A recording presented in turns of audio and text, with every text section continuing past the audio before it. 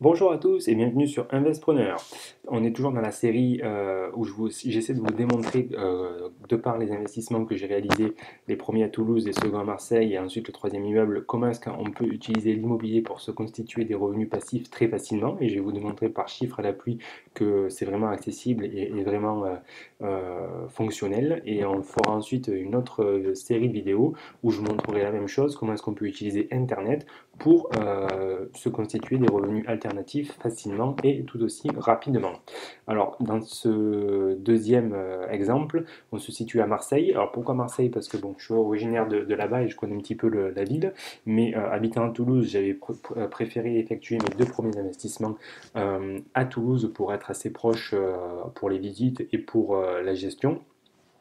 J'avais choisi aussi d'utiliser la colocation parce que c'était des grandes villes et des stratégies assez simples à mettre en place lorsqu'on débute.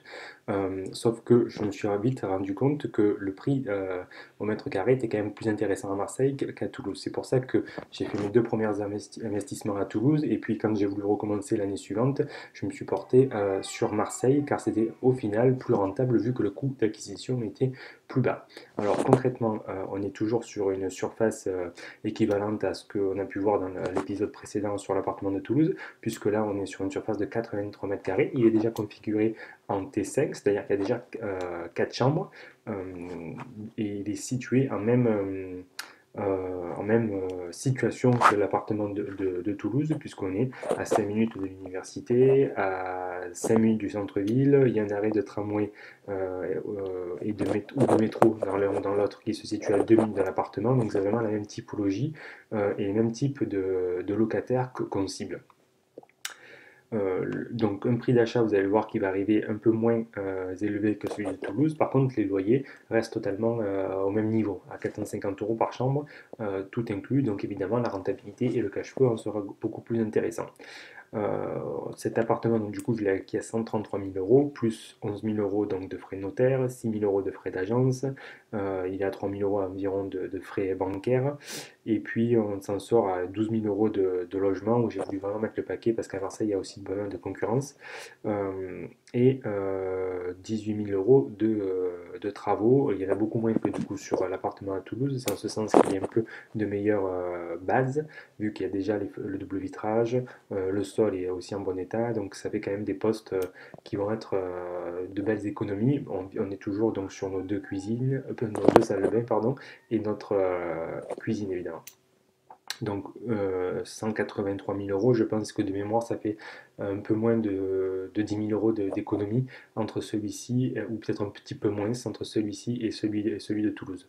L'avantage aussi et les charges de copropriété, c'est là aussi où vraiment se fait la différence parce que là on est tout en individuel alors qu'on était sur du collectif à Toulouse.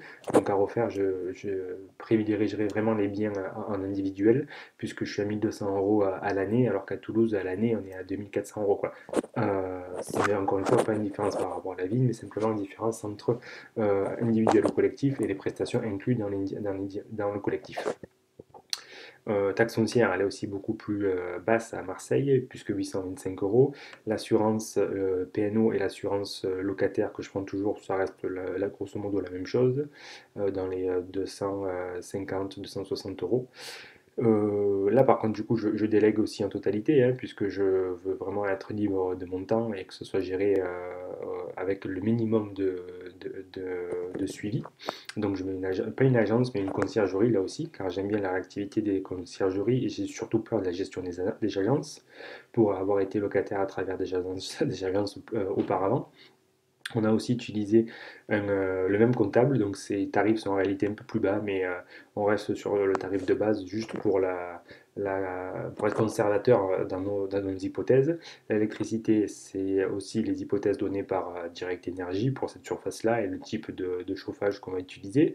Il n'y a pas d'impôt, hein, comme toujours, ça va jusqu'à la septième voire la huitième année. Là, pour le banquier, je m'étais arrêté à 5 ans, mais c'est tout temps valable jusqu'à 2 années supplémentaires. Et on a les mêmes frais Internet et protection de l'Internet pour éviter que les locataires aillent sur des sites qui sont un peu illégaux. Car vous restez responsable, donc c'est vraiment un autre conseil que je peux vous donner, c'est de sécuriser votre connexion Internet. Ça s'appelle les Internet Hotspot. Donc les loyers restent les mêmes que sur celui de Toulouse, on est à 450 euros charges inclus, qui inclut donc l'assurance, internet, les charges de copropriété, l'électricité, l'agence, donc il y a vraiment tout qui est inclus et c'est un forfait, donc il n'y a pas de régularisation en fin d'année. Soit 50 euros de charge par locataire ou 200 euros par mois. Pour un loyer donc total de 21 600 euros. Le crédit de cet appartement, étant donné que le coût d'acquisition est un peu plus bas que celui qu'on a vu précédemment à Toulouse, eh bien, la mensualité est plus basse puisqu'on est toujours sur la même durée, c'est-à-dire la durée maximum de 25 ans.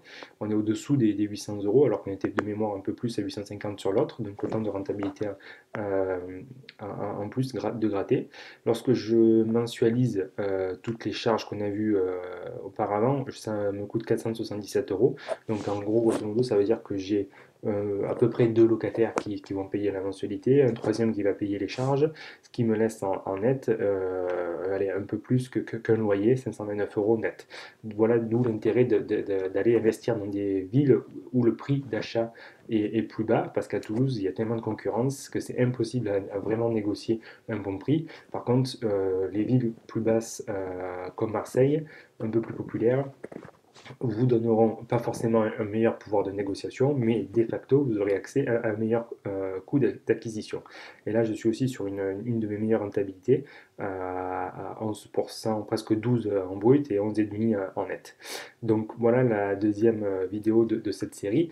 Premier investissement à Toulouse, qui dégageait environ 350 euros net. Un deuxième que je vous présente qui dégage 529 euros et nous en verrons un troisième là où on va faire exploser la rentabilité et c'est vraiment le conseil que je vous recommanderais pour l'avenir de vous baser sur de minimiser le nombre d'opérations car ça prend beaucoup de temps et de favoriser le cash flow en achetant des grandes surfaces et en louant ou en colocation ou en location saisonnière.